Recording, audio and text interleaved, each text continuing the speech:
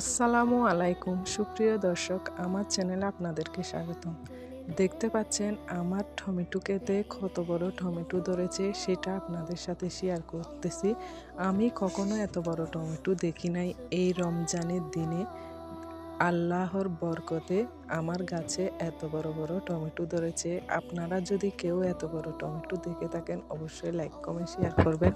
আমি আমার লাইফে এই প্রথম ফার্স্ট টাইম দেখলাম।